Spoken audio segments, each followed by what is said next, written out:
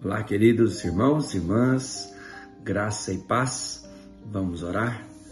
Estamos com a Bíblia aberta em Romanos capítulo 1, um texto maravilhoso, poderoso, desafiador da palavra de Deus, e eu tenho certeza que o Espírito Santo vai falar contigo, te dando direção para o seu dia.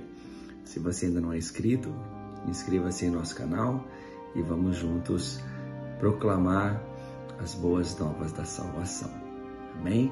Que maravilha podermos começar o nosso dia declarando a presença do Senhor nas nossas vidas e a companhia dele em tudo que nós vamos fazer. Tá bom? Uma bênção. Uma bênção. A palavra de Deus diz assim em Romanos 1, 16 e 17, palavras do apóstolo Paulo. Pois não me envergonho do Evangelho, porque é o poder de Deus para a salvação de todo aquele que crê, primeiro do judeu e também do grego, pois a justiça de Deus se revela no Evangelho, de fé em fé, como está escrito, o justo viverá pela fé. Não me envergonho do Evangelho é uma palavra extremamente provocativa do apóstolo Paulo. Isso significa que se ele está declarando para a igreja que se reúne em Roma, ele certamente tem a experiência, tem o conhecimento, a informação de pessoas que estão se envergonhando do Evangelho, que não estão assumindo o Evangelho.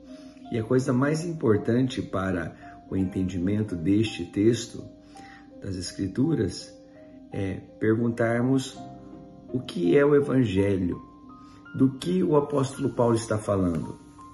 Qual é o sentido desta palavra que de tão carregada de significado, de tão poderosa que é, algumas pessoas a assumem como palavra para a sua vida, outras pessoas deixam de lado e procuram correr, se esquivar, se esconder.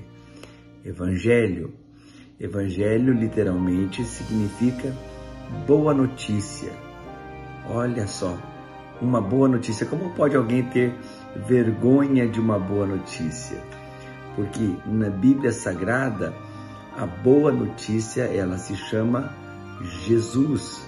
A boa notícia é a vinda do Filho de Deus ao mundo para uma missão de resgate. O que é o Evangelho? O Evangelho é a boa notícia de que Jesus veio ao mundo como um bebezinho, como nós conhecemos, né? Filho de Maria, concebido por obra do Espírito Santo. Ele veio ao mundo, exerceu o seu ministério e ele foi morto pelo poder de Roma, morto por decisão dos religiosos da sua época, mas 3 dias depois ele apareceu vivo, Jesus ressuscitou. Qual é o Evangelho? O que é o Evangelho? O Evangelho é o entendimento de que, pelo poder da ressurreição de Jesus, pelo poder do sacrifício de Jesus, os nossos pecados, a nossa ofensa de separação para com o Criador fora aniquilada.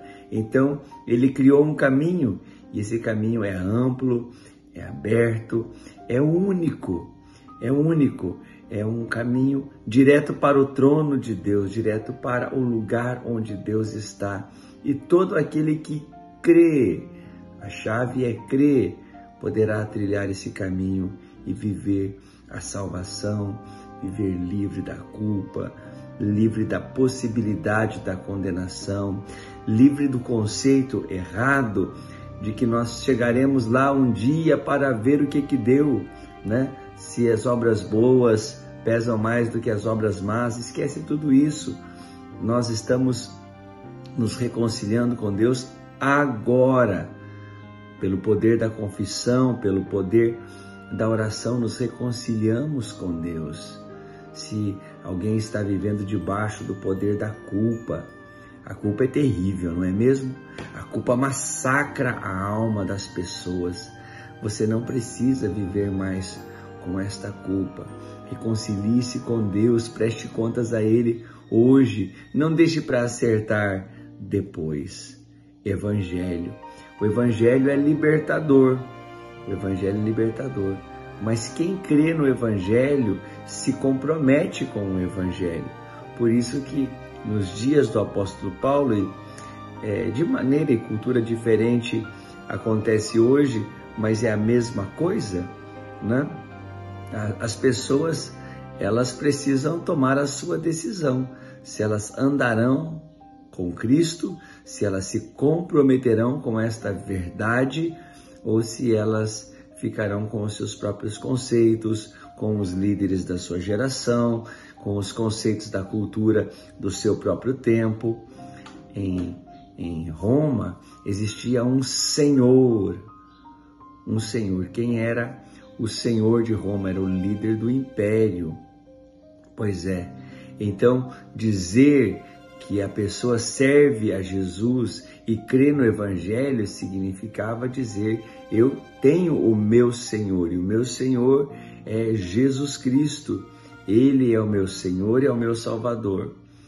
Por isso, esta declaração era uma declaração perigosa, era uma declaração provocativa, e somente aqueles carregados de convicção, de uma experiência de reconciliação com Deus, poderiam dizer: eu não me envergonho do Evangelho. Podem vir consequências, podem vir acusações, podem vir críticas ou até mesmo perseguições. Eu sei o que o Evangelho promoveu na minha vida e no meu coração. Eu sei a liberdade que Ele conquistou para mim.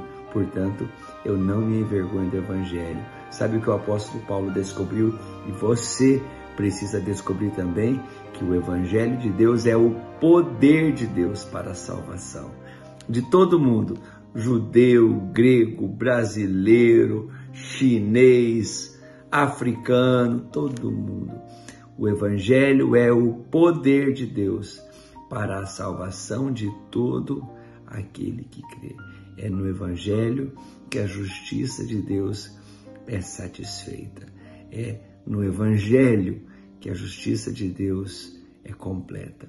Jesus veio ao mundo, padeceu, padeceu sob o poder de Roma, por decisão dos líderes israelitas, dos líderes religiosos, mas não ficou no padecimento, venceu a morte. É por isso que a Bíblia declara que aquele que está em Cristo é nova criatura. Então, eu me lembro também das palavras de Jesus lá em Mateus, capítulo 10. Aquele que me negar diante das pessoas, eu o negarei diante do Pai. Então, olha que coisa radical. Não, Mateus 10, 33. Não vacile na sua fé.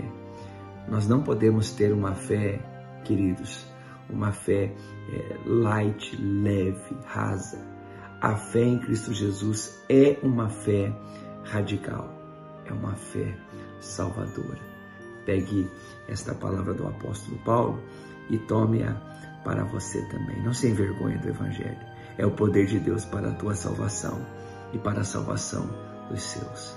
Vamos orar, invocando a bênção do Senhor para este novo dia. Em nome de Jesus. Pai querido, eu quero agradecer porque hoje temos uma nova oportunidade de superar as adversidades, de vencer o medo, de resolver problemas, de criar coisas, de prosperarmos. Hoje é um dia do Senhor. Senhor, nós iniciamos, Senhor, com muitos planos, tarefas, agendas, compromissos.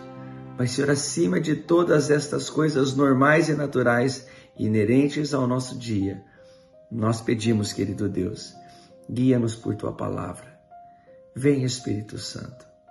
Vem fazer um milagre agora na vida do Teu povo. E aquele, Senhor, que está, Senhor, ali concordando com esta oração, ó Deus, orando junto e apresentando as suas próprias causas, que esta pessoa venha experimentar uma bênção.